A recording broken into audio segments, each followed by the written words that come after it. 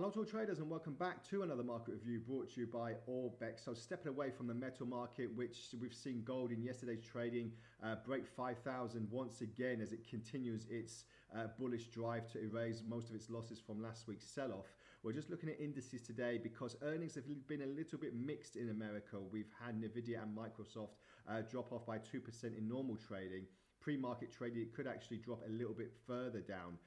But overall, the consensus is that it's remaining quite positive in general for a lot of the big guns going into the rest of the year. The forecasts are looking generally quite positive. But on the Dow, you can see here that it's trying to just catch up where we left off before. We're having a bit of a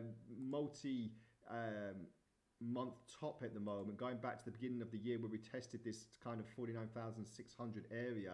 We're still quite away from the 50,000 magical psychological area that a lot of traders are expecting the Dow to hit in the next few trading weeks. But as I said, we'll see if we can test this particular area again, because it's looking likely that with the run from yesterday's trading and erasing most of the losses that we've seen, we could be in for another test. But obviously we'll have to wait and see, since, as I said, earnings have been mixed, but if you could say negative or positive, they're mostly more positive than negative going into the rest of the year as well. The S&P as well, erasing most of its, trying to erase most of its gains from yesterday. We're in a bit of a bullish channel at the moment, just being extended in yesterday's trading. But what we're looking at now is to crack and break, have a confirmation break above 7,000, which is a big psychological area as well. But we're just seeing some heavy resistance at that particular area, which is the top of the channel here, and now sliding back down. So firm support, or the next support, is at 6,800, which if that is broken, then we could have a deeper correction. But we're hoping that's not going to happen, especially for bull traders as well. So if we do start falling even further, then we could expect a bit of a support at this particular area before potentially bouncing higher. But it's all about the rhetoric. Where's the Fed going to go next? Where are indices going to go next? Where are stocks going to go next?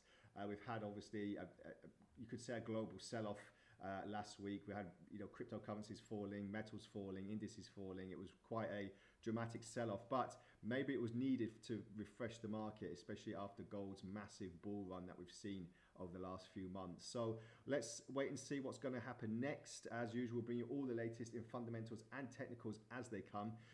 We're just waiting to see now the rest of the earnings report. Some Alphabet is reporting today as well, so that could propel the S&P and a few of the other indices higher. We'll wait and see if the Dow is going to continue to have more of a another top here, because it's looking likely that we will be testing that particular area again, and we'll see if we can break that magical 50,000 area. So thank you very much for joining me, and we'll speak again next time around. Bye for now.